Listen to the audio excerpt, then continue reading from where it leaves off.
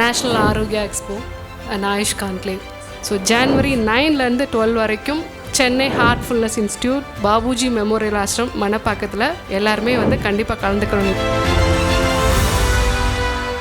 தமிழக மக்கள் ஆசி முனீர் என்று அழைப்பதை விட பங்கர் முனீர் என்று அழைத்தாலே சால சிறந்ததாக இருக்கும் என்று என் கருத்து. வெறும் 28 ஹெலிகாப்டர் வித்துட்டு நான் என் ஆட்சியில தான் மோடி வந்து 68 ஹெலிகாப்டர் வாங்கினாருன்னு அவரே சொல்லிக்கிறாரு. அவர் ஒரு தலை சிறந்த ஒரு தலைவர், நோபல் விருதுக்கு தகுதியானவர், அமெரிக்காவில் வராமல் வந்த மாமணி. அந்த அமெரிக்கால போயிட்டு அந்த கடனை வாங்கி அமெரிக்கால போய் பப்ளிசிட்டி பண்றது, நாங்க நல்லவங்க அப்படின்ட்டு. எடுக்கிற 5-10 பிச்சைக்கு இது தேவையா? எத்தனை நாள் ட்ரம்ப் அமைதியா இருப்பாரு? சரி போனா போட்டோம், சவுதி அரேபியா 5 பிளேன் வாங்கிக்கோ, போனா ஆசி முனீர் என் உற்ற நண்பன் வாங்கிக்கோ அப்படின்னு. அதுக்கப்புறம் இவர் எப்படி டாக்ஸ் ஏத்தலாம்னு சொல்லிட்டு இது நடுவில் இந்திய பிரதமரை கேலி செய்வதும் எள்ளி நகையாடுவதும், I think Trump has lost his mind. தன்னைத்தானே பெரியாள் என்று நினைத்து கொண்டு தான் செய்வதெல்லாம் சரி என்று நினைத்து கொண்ட மனப்பான்மை கொண்ட நபர்களை நார்சிசம் அப்படின்வாங்க. தனக்கு தான் முக்கியத்துவம் அப்படின்னு சொல்லிட்டு ட்ரம்ப் வந்து தனக்கு கொடுக்குற முக்கியத்துவம் வேற யாருக்காவது கொடுத்தா தாங்க முடியாது அவரால். உலகம் 2ஆம் உலக போருக்கு முன்னே எப்படி இருந்ததோ கிட்டத்தட்ட அந்த ஒரு காலகட்டத்தை நோக்கி போய் கொண்டிருக்கிறதோ என்ற ஒரு அச்சம் எழுகிறது. இந்த அச்சத்துக்கு காரணம் ட்ரம்பின் செயல்பாடுகள்.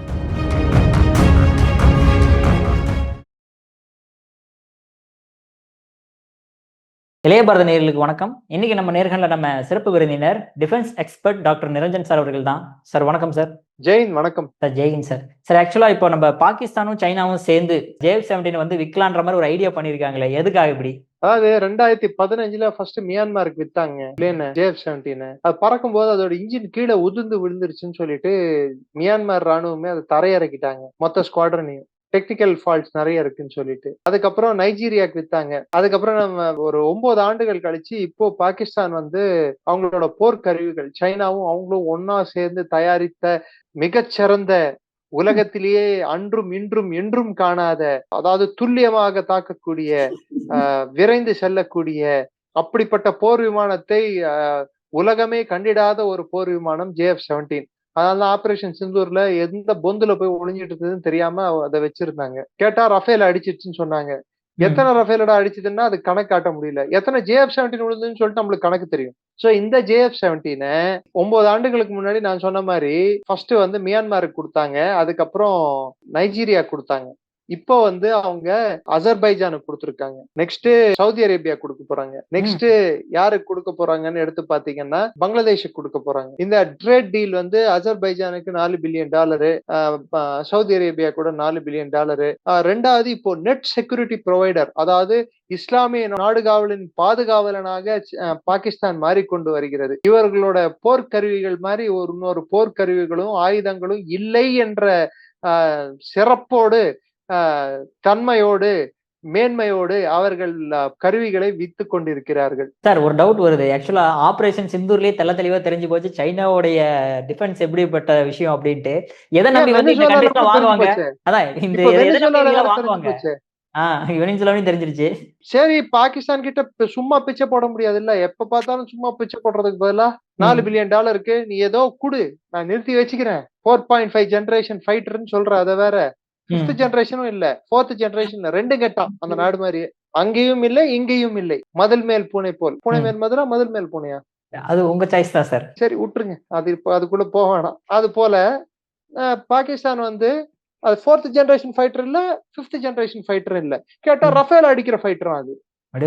எப்படா அடிச்சா, எத்தனை பிளேன் தான் அடிச்சா கணக்கு இல்ல, அது நாங்க அடிச்சோம் அப்படி சொல்லிட்டு இப்போ அந்த பிளேனை வந்து சவுதி அரேபியா அதுல $2 பில்லியன் வந்து பழைய கடனை வந்து தள்ளுபடி செஞ்சிருவாங்களாம். $2 பில்லியன் பாகிஸ்தானுக்கு கொடுப்பாங்க. இதே மாதிரி அசர்பைஜான் வந்து அர்மீனியா கூட சண்டை போடுறதுனால அசர்பைஜானுக்கு இவங்க வந்து அந்த விமானங்களை கொடுப்பாங்களாம். நெக்ஸ்ட் பங்களாதேஷே வந்து அடுத்த வேலை சோத்துக்கு என்ன பண்றதுன்னு தெரியாம தத்தளித்து வாடிக்கொண்டு இருக்கிறது. அங்கே தேர்தல் நடக்குமா நடக்காதா, உள்ளே வெளியே ஆட்டம் ஆடிக்கொண்டிருக்கிறார் மிஸ்டர் யூனிஸ். ஏன்னா அவர் பிரதமர் யூனிஸ்ன்னு சொல்ல முடியாது, ஜனாதிபதி யூனிஸ்ன்னு சொல்ல முடியாது. கம்பெனிக்கு தான் chief executive officer, chief administrative officer இருப்பாங்க. அது மாதிரி ஒரு கேர்டேக்கர் கவர்மெண்டோட இவர் வந்து என்ன பதவியில இருக்காருன்னே தெரியாம ஒரு பதவியில உட்கார்ந்து இருக்காரு. இவருக்குன்னு அங்கீகாரம் இல்லை. அதனாலதான் மிஸ்டர் யூனிஸ்ன்னு சொன்னேன் நான். நியாயமான பேச்சு. நான் எப்பவுமே நியாயமா தான் பேசுவேன். சொல்வதெல்லாம் ஏனென்றால் நான் இந்தியன். ஐ மீன் இந்தியன் ஸ்டாக். புரியுதா? புரியுது சார். கன்ஃபார்மா? இந்தியர்கள் எப்பவுமே நியாயமா இருப்பாங்க. அதனாலதான் இப்ப யூனிஸ் வந்து ஜமாத்தே இஸ்லாமியர் என்ன சொல்லுதாங்க, தேர்தல் நடத்தாத அப்படின்றாங்க. பாகிஸ்தானின் கைக்கூலிகளான ஜமாத்தே இஸ்லாமி அங்க தேர்தலை நடக்க வேண்டாம், ஏன்னா தேர்தல் நடந்தா அவங்க தோத்துருவாங்கன்னு தெரியும். 2வது இடம் வந்தா வரலாம். இப்ப தேர்தலே நடக்கலாம். அப்ப எத்தனை வருஷம் சார் யூனிஸே வந்து அப்புறம் அங்க பிரசிடென்ட் உட்காந்துருக்கிறது? அதுதானா யூனிஸே எதிர்பார்க்கிறாரு. பிஎன்பி ஆட்சிக்கு வரக்கூடாதுன்ட்டு யூனிஸ் நினைக்கிறாரு. ஜமாத்தே இஸ்லாமி ஒண்ணு நாங்க ஆட்சிக்கு வரணும், இல்ல தேர்தல் நடத்தாதுன்னு சொல்லிட்டு அவங்களும் நினைக்கிறாங்க. சோ அவங்கள பொறுத்த வரைக்கும் ஒரு கொங்கு நாடாளுமன்றம் அமைஞ்சதுன்னா, தொங்கு நாடாளுமன்றம், நாட் கொங்கு, சாரி, தொங்கு, ஸ்லிப் ஆகுது, தங்கு, தொங்கு நாடாளுமன்றம் அமைஞ்சதுன்னா, அப்போ யாருக்கு மெஜாரிட்டினே தெரியாம போயிடுச்சுன்னு நினைச்சுக்கோங்க. அவாமி லீக் கட்சியை சேர்ந்தவங்க எல்லாம் சுயேட்சையா நின்று ஜெயிச்சு அவங்க வந்து பிஎன்பிக்கு சப்போர்ட் கொடுத்துட்டா, அப்ப இத்தனை நாள் கிளர்ச்சி பண்ணி, இத்தனை நாள் போராடி, இத்தனை நாள் ஆட்சி அகற்றி யூனிஸ் எடுத்து வந்து உட்கார வச்சு பொன்னதெல்லாம் போச்சேன்னு சொல்லிட்டு இல்ல உட்காந்துட்டு இருக்கணும். யூனிஸ்க்கும் போயிடும், ஜமாத்தே இஸ்லாமிக்கும் அதிகாரம் போயிடும்ல. இன்னும் அதிகாரம் வந்தா என் கையில இருக்கணும், இல்ல அதிகாரமே வேணான்னா யூனிஸ் கையிலேயே இருக்கட்டும், வேற யாரும் வரக்கூடாது. இதுதான் ஜமாத்தே இஸ்லாமியோட போக்கு. இந்த 2 நேஷன் தியரியை ரிவைவ் பண்றதுக்காக அங்க ஒரு குத்து, இங்க ஒரு குத்து, அங்க 4 பிளேன், இங்க 4 பிளேன் வச்சுக்கோன்னு சொல்லிட்டு. பிளேன் எதனா காருங்களா? காரு கூட இந்த காலத்துல ஒரு காரை வாங்கினா அதை மெயின்டெனன்ஸ் பண்ணுங்க. வெறும் ஃபைட்டரை கொடுத்தா போதுமா? ஃபைட்டர்ல ராக்கெட் கொடுக்கணும், மிசைல்ஸ் கொடுக்கணும், அதுக்கு தேவையான ரேடார் சிஸ்டம் வந்து ப்ராப்பரா இருக்கணும், ஏவியானிக் கண்ட்ரோல்ஸ் கரெக்டா இருக்கணும், ஜாமர்ஸ் கரெக்டா ஒர்க் பண்ணணும், அதை கான்ஸ்டன்டா அப்டேட் பண்ணணும், இல்ல அவுடேட் ஆயிடும் சாஃப்ட்வேர் அப்டேட். அந்த பைலட்ஸுக்கு ட்ரெயின் பண்ணணும் அதை ஓட்டுறதுக்கு. இதுக்கெல்லாம் பாகிஸ்தானால முடியுமா? இல்ல பங்களாதேஷ் தான் பணம் இருக்கா கொடுக்கறதுக்கு? பட் பாகிஸ்தான் பரப்புரை சூளுரை என்னவென்றால், நாங்கள் தான் எல்லாத்தையும் கொடுக்கிறோம், நாங்கள் தான் எல்லாத்தையும் பார்த்துக் கொள்கிறோம், எங்களால் தான் எல்லாம் முடியும், எங்களால் எல்லாருக்கும் எல்லாம் பங்கிட்டு கொடுக்க முடியும், மொத்த இஸ்லாமிய நாடுகளின் பாதுகாவலன் பாகிஸ்தான் அப்படின்னு சொல்லிட்டு அவங்களே சூளுரை கூறிக்கொள்கிறார்கள். ஆனால் அவங்க சொல்ற சூளுரையில பெரிய பிரச்சனை என்னன்னா, பிரச்சனைன்னு வந்தா முதல்ல பங்கருக்குள்ள ஓடுறது அவங்க தளபதி தான். Bunker Munir alias, failed marshal Munir alias, Asim Munir. மக்கள், இந்திய மக்கள், நான் வேண்டிக் கொள்வது, குறிப்பிட்டு தமிழக மக்கள் ஆசிம் முனீர் என்று அழைப்பதை விட பங்கர் முனீர் என்று அழைத்தாலே சால சிறந்ததாக இருக்கும் என்று என் கருத்து. சார், அதே மாதிரி இப்ப இவங்க இந்த ஃபைட்டர் ஜெட்டை எக்ஸ்போர்ட் பண்றதுனால, சைனாவும் பாகிஸ்தான் பண்றதுனால பாகிஸ்தானோட எக்கானமி என்ன பூஸ்டப் ஆயிருமா என்ன? $10 பில்லியன் வரைக்கும் வருமானம் போன வருஷம் ஈட்டி இருக்கு பாகிஸ்தான் இது மாதிரி ஆயுதங்களை வித்து. இந்த வருஷம் வந்து ஒரு $20 பில்லியன் ஈட்டினா, இதே போக்கில் நாம் போய்கொண்டு இருந்தோம் என்றால் உலகில் அதிகமாக ஆயுதங்களை விற்கக்கூடிய நாடு என்ற தன்மையை நாம் அடைந்து விடுவோம். நம் பொருளாதாரம் மேம்பட்டுரும், நமது கடன் எல்லாம் தீர்ந்துரும். இதுக்கு முன்னாடி பலூச்சிஸ்தான்ல அமெரிக்கா வந்த உடனே இங்கே எண்ணெய் வளம் இருக்கிறது, அது இருக்கிறது, தங்கம் இருக்கிறது, எல்லாம் வாயில தான் இருக்கிறது. வாயில வடை சுடுறதுல வல்லவர்கள் பாகிஸ்தானியர்கள். நான் சொல்லிட்டேன் ஏற்கனவே, சொல்றதுக்கு எனக்கே கூச்சமா இருக்கு, வெறுத்து போச்சு. தி எட்டர்னல் லயர்ஸ் இந்த வேர்ல்ட் இஸ் பாகிஸ்தான். பிறப்பால் பொய் சொல்லும் குணம் கொண்டவர்கள் பாகிஸ்தானியர்கள். தப்பித்தவறி உண்மையை சொன்னா கூட உலகம் நம்பாது. சோ பாகிஸ்தான் வந்து இந்த வருஷம் வந்து அவங்களோட இந்த ராணுவம் சார்ந்த பொருளாதாரம், ராணுவம் சார்ந்த உற்பத்தி வைத்து அவர்கள் ஈட்டக்கூட வெளிநாட்டு பணம் வந்து அதிகரிக்க கூடும். அதனால் IMF இடமிருந்து நாம் புது கடனை வாங்க வேண்டிய தேவை இல்லாமல் போய்விடும் என்று பாகிஸ்தான் கருதுகிறது. சரி, ரைட்டு, நான் ஒத்துக்கிறேன். பழைய கடன் யார் கட்டுவா? அது வட்டி யார் கட்டுவா? சரி, நீங்க சொன்னதையே விட்டுறலாம், பாகிஸ்தான் கொடுக்கும். ட்ரம்ப் ஒத்துக்கணும் இல்ல? சவுதி அரேபியாவுக்கு அதிகமா போர்க்கருவிகளையும் ஆயுதங்களையும் விற்கிறது யாருன்னு பார்த்தா அமெரிக்கா. தொப்புக்கடியில் வந்து நான் தான் விற்பேன்னு சொல்லிட்டு எந்த வாங்கிக்கோன்னு சொல்லிட்டு பாகிஸ்தான் வந்தா ட்ரம்ப் விட்டுருவாரா? அவர் தான் இல்ல, விற்காதே நான் தான் வித்தேன்னு சொல்லிப்பாரு. அவர் தான் நான் வந்த அப்புறம் தான் போயிங் இண்டஸ்ட்ரியே திரும்பியும் பிக்கப் ஆயிருக்குன்னு சொல்லியிருக்காரு. வெறும் 28 ஹெலிகாப்டர் வித்துட்டு நான் என் ஆட்சியில தான் மோடி வந்து 68 ஹெலிகாப்டர் வாங்கினாருன்னு அவரே சொல்லிக்கிறாரு. அவரு அந்த 40 ஹெலிகாப்டர் டெலிவர் பண்ணிட்டாருன்னா புண்ணியமா போகும். ஏன்னா அவரே சொல்லியிருக்காருல்ல 68ன்னு சொல்லிட்டு. 28 தானே கொடுத்துருக்காரு. மிச்சம் 40 காசு வாங்காம டாலர் வாங்காம கொடுத்துட்டாருன்னா அவர் ஒரு தலை சிறந்த ஒரு தலைவர், நோபல் விருதுக்கு தகுதியானவர், அமெரிக்காவில் வராமல் வந்த மாமணி. அவர் மாதிரி ஒரு அதிபரை அன்றும் இன்றும் என்றென்றும் அமெரிக்கா காணப்போவதில்லை என்று நான் சொல்றேன். உலகமே கூட போற்றும். ஏன் புட்டினே கூட சொல்லுவாரு. அப்படி இருக்க சவுதி அரேபியாவோ இல்ல மத்த நாடுகளுக்கோ இவங்க வந்து வெப்பன் கொடுக்க போனா, அதுவும் சைனா வெப்பன் கொடுக்க போனா அமெரிக்கா ஒத்துக்குமா? ஓரளவு ட்ரம்ப் கொஞ்ச நேரத்துக்கு கண்டு காணாம போலாம். ஏன்னா ஆபரேஷன் சிந்தூர்ல வேற இவங்க 61 மீட்டிங் போட்டு அவங்களோட செனேட்டர்ஸ், அவங்களோட காங்கிரஸ்மென்னு, அவங்களோட ஜேர்னலிஸ்ட் இவங்களை எல்லாம் கூப்பிட்டு வச்சு பேசி 60 மீட்டிங் கிட்ட பேசி அங்க வந்து பாகிஸ்தானுக்காக அவங்க ஆள் சேர்க்கிறாங்களாம். அதாவது மலிவான பிரச்சாரத்தையும் மலிவான அட்வர்டைஸ்மெண்ட், அதாவது சீப் பப்ளிசிட்டி தேடுறதுல இந்த விளம்பரத்திலேயே காலத்தை போக்குற கூட்டத்தில் பாகிஸ்தானும் ஒன்று. எடுக்கிறது பிச்சை. அதில் $5 மில்லியன் செலவு எதுக்கு? இந்த விளம்பரத்துக்காக $5 மில்லியன் செலவு பண்ணிருக்காங்க. அமெரிக்கால இன்னும் அமெரிக்கா வாங்குறது அமெரிக்கா கிட்ட இருந்து காசு கடனா, அந்த அமெரிக்கால போயிட்டு அந்த கடனை வாங்கி அமெரிக்கால போய் பப்ளிசிட்டி பண்றது, நாங்க நல்லவங்க அப்படின்ட்டு. இந்த எடுக்கிற பிச்சைக்கு 5-10 பிச்சைக்கு இது தேவையா? ஆபரேஷன் சிந்தூர் அப்போ 61 மீட்டிங் நடத்தி இருக்காங்க. இப்ப Pakistan is a country that depends on lies, false publicity, cheap publicity and terrorism. இதை நம்பிதான் அவங்க காலத்தை போக்கிட்டு இருக்காங்க. சோ இந்த சூழல்ல எத்தனை நாள் ட்ரம்ப் அமைதியா இருப்பாரு?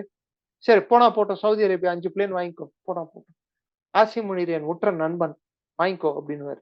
அதுக்கப்புறம் அவர் பதவியில இருக்கணும்னா அடுத்த தேர்தல்ல அவங்க ரிப்பப்ளிகன் பார்ட்டி ஜெயிக்கணும்னா போயிங் இண்டஸ்ட்ரி பணம் கொடுக்கணும், லாக்கிட் மார்டின் பணம் கொடுக்கணும், மத்த இண்டஸ்ட்ரி எல்லாம் பணம் கொடுக்கணும். இல்ல கொடுக்காட்டி இன்னைக்கு செவரானும் எக்ஸானும் கொடுத்த பணத்துக்காக தானே வெனிசுவேலாவில போய் கால் வச்சிருக்காரு.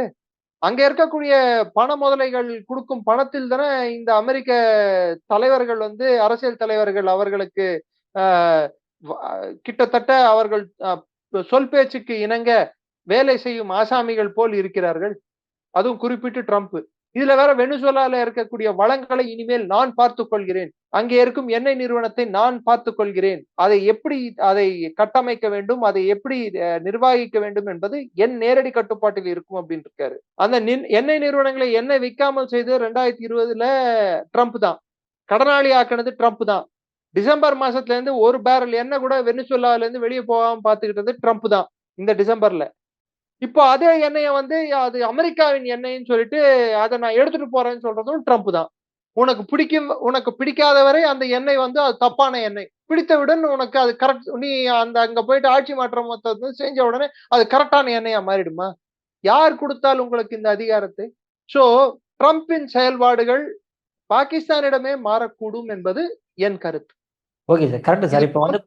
இப்போ பாகிஸ்தான் தான் வந்து ட்ரம்ப்புக்கு எகெயின்ஸ்டா நிறைய வேலைகள் பண்ணிக்கிட்டு இருக்காங்க. ஸோ பாகிஸ்தான் மேல தான் ட்ரம்ப் கண்ணு வைக்கணும். ஆனா எப்ப பார்த்தாலுமே இந்தியா மேல கண்ணு வச்சுட்டு உனக்கு இவ்வளவு டேரிஃப் போட்டுருவோம் அவ்வளவு போட்டுருவேன் பண்ணிட்டு இப்போ ரீசெண்டா 500 வேற போடுறன்ற மாதிரி ஏதோ பேச்சு வேற பேசிட்டு இருக்காரு சார். அது என்ன சார் அப்புறம் ஆயாது? 1000, 2000, 3000 அவரோட ரிப்பப்ளிகன் பார்ட்டி செனேட்டர் ஒருத்தர் இருக்கார், லிண்ட்சே கிரஹாம்னு சொல்லிட்டு, அவர் வேற இந்தியாவின் தூதர் என்னிடம் தனியாக பேசி நாங்கள் ரஷ்யாவிடமிருந்து எண்ணெய் வாங்குவதை குறைத்துக் கொள்கிறோம் அப்படின்னு சொன்னாருன்னு சொல்லிட்டு பரப்புரை பேசியிருக்காரு. அந்த நபருக்கு நான் சொல்லிக்கொள்ள விரும்புவது, பார்ப்பவர்களுக்கு நான் சொல்லிக்கொள்ள விரும்புவது, நவம்பர் மாதத்தில் நாம் வாங்கிய எண்ணெய் அளவு ஒரு நாள் ஒன்றுக்கு $1.7 மில்லியன், மீன் 7 மில்லியன் பேரல்கள், 1.7 மில்லியன் பேரல்ஸ் ரஷ்யாவிடமிருந்து வாங்கிய எண்ணெய். டிசம்பர் மாதத்தில் புட்டின் வந்த பிறகு நாள் ஒன்றுக்கு 1.5 மில்லியன் பேரல் அளவுக்கு எண்ணெய் வாங்கி கொண்டிருக்கிறோம். இது குறைய போவதும் இல்லை, நிற்க போவதும் இல்லை. சரி, டாரிஃப் போடுறேன்னு சொல்லி ட்ரம்ப் எடுத்திருக்கிற முடிவால் யாருக்கு பிரச்சனை? ட்ரம்ப் வந்து எமர்ஜென்சி பவர்ஸை யூஸ் பண்ணியிருக்கார். அமெரிக்காவில் போர்க்காலத்தில் தான் அந்த அதிகாரத்தை ஜனாதிபதியிடம் கொடுக்கப்படும். அமெரிக்கா எந்த போரை சந்திச்சிட்டு இருக்கு? இவங்க மத்த நாடு மேல போர் பண்ணாம இருந்தா சரி, சகட்டு மேனிக்கு உள்ள நுழையிறது, அந்த நாட்டு ஜனாதிபதியை தூக்கிடுறது, அந்த நாட்டு ஆட்சியை கலைச்சிடுறது, இது மாதிரி வேலைகள் தான் அமெரிக்கா செய்து கொண்டிருக்கிறதை தவிர்த்து, இன்னும் சொல்ல போனா ரஷ்ய கப்பல் இல்ல, அது முதல்ல வந்து எந்த நாட்டு கப்பல்னே தெரியாம கிட்டத்தட்ட உலகத்துல வந்து ஒரு 1000 கப்பல்கள் வந்து எந்த கொடியும் எந்த நாட்டை சேர்ந்த கப்பலும் இல்லாமல் கிட்டத்தட்ட அது பேர் வந்து டார்க் ஷிப்ஸ், கோஸ்ட் ஷிப்ஸ் மாதிரி, அது எந்த நாட்டோட ஐடென்டிட்டி இல்லாம சுத்திட்டு இருக்கு, உலாவிட்டு இருக்கு, கண்டெய்னர் ஷிப்புங்க. அத அமெரிக்கா துரத்தி கொண்டு சென்ற போது உடனே ரஷ்ய கொடியை அவர்கள் பெயிண்ட் அடித்து விட்டு நாங்கள் ரஷ்ய கப்பல் என்று தெரிவித்துக் கொண்டார்கள். அந்த கப்பல் பேர் கூட மெரைன் நிரா அப்படின்னு, மெரைன் நிரான்னு தான் நினைக்கிறேன் அந்த கப்பல் பேரு. அது 24 வருஷம் பழைய கப்பல். வெனிசுவேலால எண்ணெய் எடுக்க போச்சு, அதுல கடைசியில எண்ணெயும் இல்ல, காலியா போயிட்டு இருந்த கப்பலை துரத்தி பிடிச்சிருக்காங்க அமெரிக்கா. அதுக்கு வேற இவங்களுக்கு பெட்ரோல் செலவு, ஃபியூவல் செலவா இருக்கும். இந்த நடுவுல வந்து புட்டினை வேற வம்புக்கு இழுக்கிற வகையில இப்போ நேட்டோ நாடுகள் வந்து அங்கே யுக்ரைன் போர் முடிவுக்கு வந்தாலும் பிரிட்டனும் பிரான்சும் குறிப்பிட்ட அளவு அவர்களின் ராணுவ படையை அங்கே நிறுத்தி வைக்கும் அப்படின்ட்டு. சரி, அடுத்த வாட்டி புட்டின் வந்து 4 வாட்டி குண்டு போட்டாருன்னு நினைச்சுக்கோங்க, முதல்ல பிளேன் ஏறி ஓடி போறது இந்த பிரான்சும் பிரிட்டனும் தான் இருக்கும். முதல்ல ஓடிடுவாங்க. அவங்க எல்லாம் செக்யூரிட்டி ப்ரொவைட் எல்லாம் பண்ண மாட்டாங்க, சும்மா அப்படி இருக்கேன் அப்படின்னு சொல்ல வேண்டியதுதான். ரெண்டாவது, ரஷ்யா கிட்ட ரஷ்யா என்ன பார்கெயின் பண்ணும், சரி நீ பிரிட்டனு பிரான்ஸையும் அங்க நிறுத்துறியா, நிறுத்திக்கோ, நான் பெலாரஸ்ல நியூக்ளியர் வெப்பனை நிறுத்துறேன். ரெண்டாவது, என்னோட $300 பில்லியன் நீ வந்து பிடிச்சு வச்சிருக்க பாரு, போர் தொடங்கின போது என் மேல எம்பார்கோ எடுத்து வந்து, பொருளாதார தடைகள் எடுத்து வந்து என்னோட பணத்தை அங்கங்க உலகம் ஃபுல்லா முடக்கி வச்சிருக்கேன், அந்த பணத்தை ரிலீஸ் பண்ணு. பிளஸ் டான்பாஸ், ஜப்ரீஷியா ஏரியா எல்லாம் எங்கெல்லாம் ரஷ்ய மொழி பேசுற மக்கள் இருக்காங்களோ அதெல்லாம் என்னோட பகுதிகளை வந்து ஒத்துக்கோ. இதெல்லாம் ஒத்துக்கிட்டா அவங்கள நான் ஒத்துப்பேன். அதை விட எப்போ என் மூடு மாறுதோ அப்போ நான் போய் திரும்பி யுக்ரைன் அடிப்பேன், நெக்ஸ்ட் பிளைட் பிடிச்சி பிரிட்டனும் பிரான்ஸும் போயிடுவாங்க. ரஷ்யா மேல அழுத்தம் கொடுக்கறதுக்கு ரஷ்யாவோட அதிகமான வணிகத்தில் ஈடுபடும் நாடுகள் யாரு, இந்தியா, சைனா, ஈரானு, இது போன்ற நாடுகள் மீது, ஏன் யுஏஇ கூட, இது போன்ற நாடுகள் மீது ஏன் யுஏஇ சொல்றேன்னா, ரஷ்யாவுக்கு இப்போ வந்து டாலர் வாங்காட்டியும் அவங்களுக்கு வந்து பொருளாதாரம் ஏன் வளர்ந்துட்டு இருக்குன்னா, தங்கம் அதிக அளவுல ரஷ்யா வாங்கிட்டு இருக்கு, அது யுஏஇ வழியா தான் ரூட் ஆயிட்டு இருக்கு. அபுதாபியின் மன்னர் குடும்பமே ரஷ்ய ஆட்சியாளர்களுடன் மிக நெருக்கமாக இருக்கிறார்கள். சோ ஒரு பக்கம் இதெல்லாம் நடந்துட்டு இருக்க, இவங்க வந்து ரஷ்யாவிலிருந்து வரக்கூடிய எண்ணெய் மீது நாங்கள் தடை போடுவோம், அது போடுவோம், இது போடுவோம். சரி, ஓகே போடுங்க. முதல்ல என்ன பண்ணுங்க, 51% ஆஃப் எல்என்ஜி, 51% எல்என்ஜி வருது, லிக்விஃபைட் நேச்சுரல் கேஸ், யூரோப்பியன் யூனியனுக்கு. யூரோப்பியன் யூனியன் என்ன, இந்த ஜெர்மனி, பிரான்ஸ், பெல்ஜியம், இங்க இருக்கிற நாடுகள் எல்லாம் யூரோப்பியன் யூனியன். யாரெல்லாம் ரஷ்யாவை எதிர்க்கிறாங்களோ, யாரெல்லாம் இந்த யுக்ரைன் போரை வந்து ரஷ்யாவுக்கு நேரெதிரா நின்று இந்தியாவை தப்பு சொல்றாங்களோ, அவங்க எல்லாம் வந்து 51% ரஷ்யா கிட்ட இருந்து எண்ணெய் வாங்கிட்டு இருக்காங்க, கேஸ் வாங்கிட்டு இருக்காங்க. சுத்திகரித்த க்ரூட், இந்த இவங்களோட எண்ணெய் கனடாவுக்கு போய் சுத்திகரிச்சு திரும்பி யூரோப்புக்கு போச்சுன்னா அதுக்கு மேல பேன் இல்லையா. இது பேர் தான் வெஸ்டர்ன் ஹிப்போக்ரசி அப்படின்றது. அதாவது ஒயிட் மேன்ஸ் ஹிப்போக்ரசின்னு சொல்லலாம், இது வெள்ளைக்காரர்களின் ஹிப்போக்ரசின்னு சொல்லலாம். Okay sir. அதே மாதிரி இப்போ வந்து நம்ம ஒரு சட்டம் எனக்கு ஒரு சட்டம்னு சொல்லிட்டு, இப்போ இன்னொன்னு சொல்றேன், பைப்டு கேஸ் வந்து அதிகமா போறது வந்து யூரோப்புக்கு தான், 31%. லிக்விஃபைட் நேச்சுரல் கேஸ் 51% வாங்குறாங்க, பைப்டு கேஸ் 31% வாங்குறாங்க. இந்த பைப்டு கேஸ் நெக்ஸ்ட் வாங்குற நாடு தெரியுமா, டர்க்கி, அது நேட்டோவின் அங்கம். லிக்விஃபைட் நேச்சுரல் கேஸ் அதிகம் வாங்குற நாடு தெரியுமா, 3வதா ஜப்பான், அமெரிக்காவின் உற்ற நண்பன். ஏன் இவங்க எல்லாம் வாங்கினா தப்பு இல்லையா, இந்தியா வாங்கினாதான் உங்களுக்கு தப்பா தெரியுதா? ஏன்னா இந்திய பொருளாதாரம் அடுத்த நிதியாண்டுக்கு 7.4% வளரப்போகிறது. Thanks to our industrial output, manufacturing செக்டாரும் சர்வீஸ் செக்டாரோட வளர்ச்சியும் நல்ல ஒரு சாகுபடியும், அதாவது வேளாண் சாகுபடியாலையும் நம்மளோட பொருளாதாரம் வந்து உலகத்தின் வளரும் பொருளாதாரத்திலேயே, பெரிய பொருளாதாரங்களையே மிக ஸ்ட்ராங்கான பொருளாதாரமா எமர்ஜ் ஆயிட்டு இருக்கு. இது அமெரிக்காவால ஜீர்ணிக்க முடியல. இதுக்கு 500%, சரி நீ டாக்ஸ் போடு, இங்க இருந்து 500% டாக்ஸ் போடுறதுனால இன்னைக்கு யுஎஸ் சுப்ரீம் கோர்ட்ல கேஸ் நிலுவையில் நிற்கிறது. அங்க இருக்கிற நீதிபதிகள் ட்ரம்புக்கு எதிராக வர்டிக்ட் கொடுத்தாருன்னா இவர் கிறுக்குனாரு பாருங்க, புது புது பெண்ணை வச்சு, அது எல்லாமே போச்சு. அவங்க ஒரு பெண்ல எழுதுற வர்டிக்டால இவர் பல பெண்ல போட்ட சைன் போயிடும். 1000 நிறுவனங்கள் ட்ரம்ப் அரசாங்கத்தின் மீது கேஸ் போட்டிருக்கிறது, அமெரிக்க நிறுவனங்களை. இவர் எப்படி டாக்ஸ் ஏத்தலாம்னு சொல்லிட்டு, இது நடுவில் இந்திய பிரதமரை கேலி செய்வதும் எள்ளி நகையாடுவதும், I think Trump has lost his mind. அவர் தன்னை மறந்து, தன் நிலை மறந்து அவர் செயல்படுகிறார் என்று எல்லோரின் பார்வையாகும், குறிப்பிட்ட அமெரிக்கர்களே சொல்கிறார்கள். உதாரணத்துக்கு ஜெஃப்ரி சாச், நீங்க போய் அவரோட இன்டர்வியூ எடுத்து பாருங்க.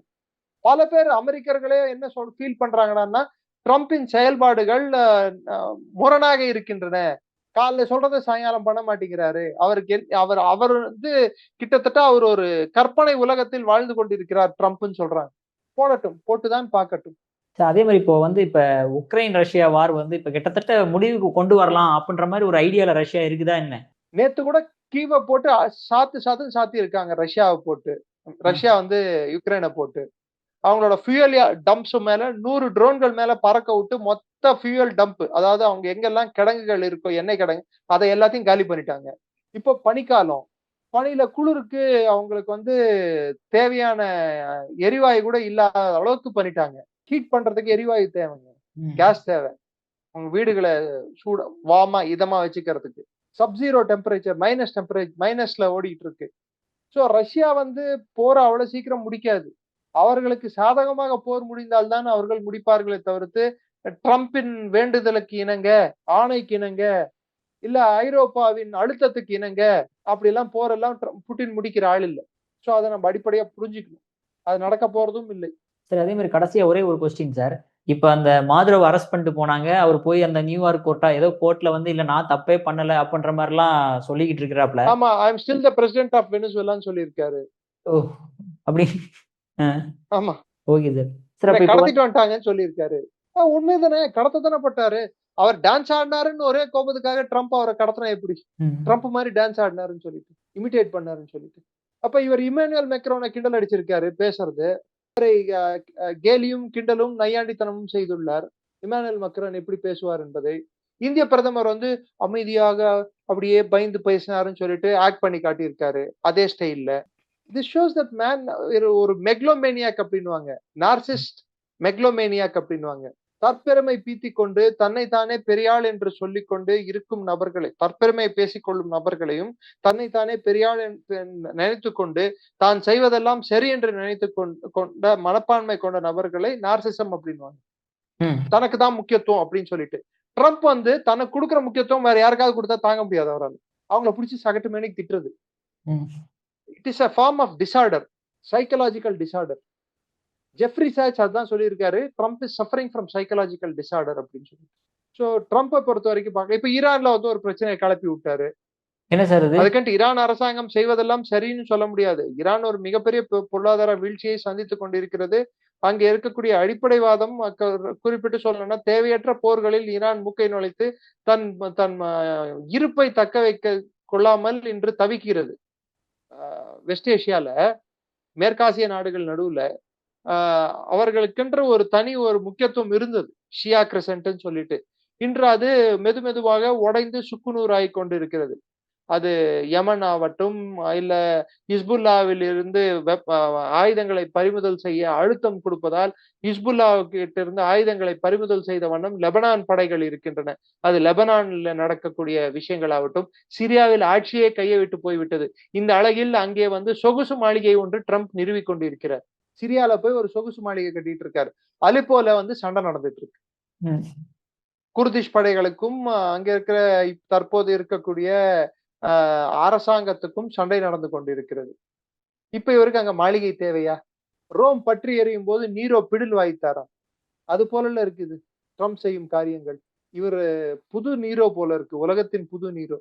இந்த ஒரு சூழல்ல ஈரான்ல போயிட்டு இப்போ, அதாவது நேத்து அதிகாரப்பூர்வமாக ஈரான் ஊடகங்கள் சொல்வது என்னவென்றால் 36 பேர் இறந்து போய்விட்டனர் என்று கிளர்ச்சி அங்கே நடக்கக்கூடிய போராட்டங்களில். இன்னொரு தகவல் என்ன கூறுகிறது என்றால் கிட்டத்தட்ட 45 பேர் இறந்து போய்விட்டார்கள் என்று.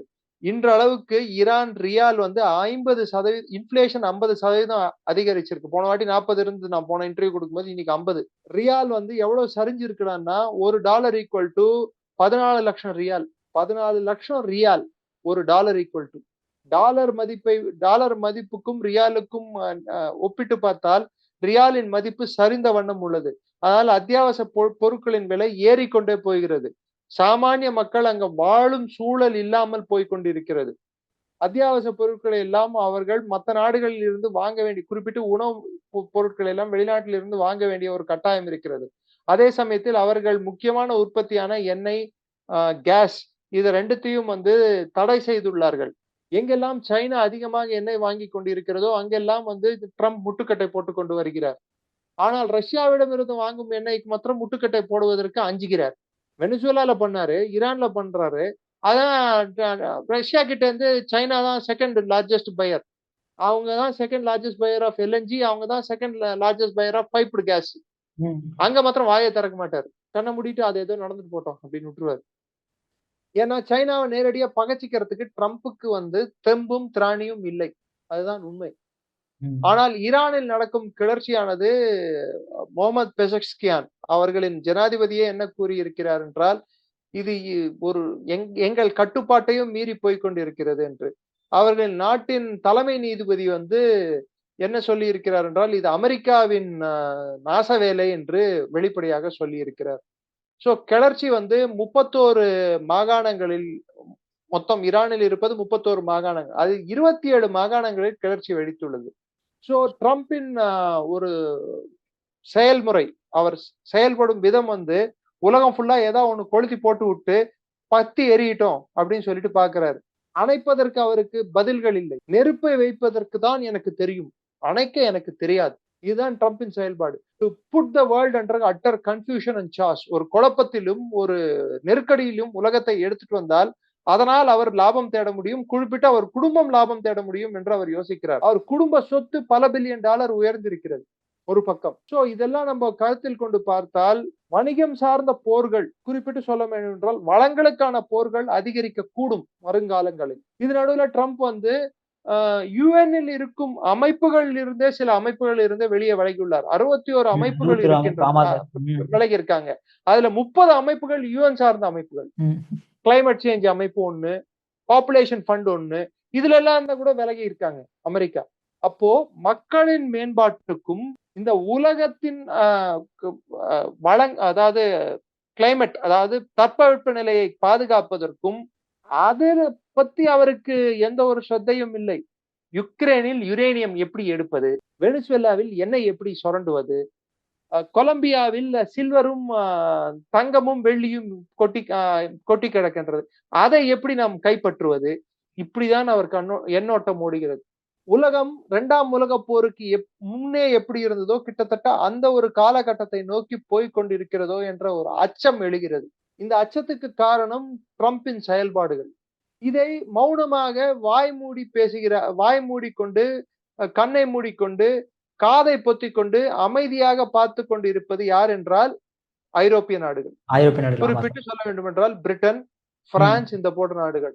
ஏன் நேட்டோவில் அங்கமாக இருக்கும் டென்மார்க்கின் பகுதியான கிரீன்லாந்து மிகப்பெரிய தீவு, அது அதுல கனிம வளங்கள் இருக்குன்னு சொல்லிட்டு அதை நான் கைப்பற்றுவேன் அப்படின்ற அறிவிச்சிருக்காரு. அவரோட உள்நாட்டிலேயே ஐஸ் என்ற அமைப்பு, immigration customs exercise immigration and customs and exercise என்ற ஒரு அமைப்பு இருக்கிறது. அது அத்துமீறி உள்ளே நுழைவர்கள், அத்துமீறி அவர்களை கட்டுப்படுத்துவதுதான் அவர்களின் முக்கியமான வேலை, கஸ்டம்ஸ் என்ஃபோர்ஸ்மெண்ட். அந்த அமைப்பு என்ன பண்ணிருக்கிறான்னா, ஒரு பெண்மணியை சுட்டுக் கொண்டுள்ளார்கள்.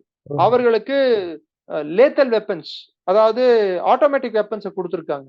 யார வேணாலும் கண்டதும் சுடும் உத்தரவை கூட பிறப்பித்திருக்கார் ட்ரம்ப்.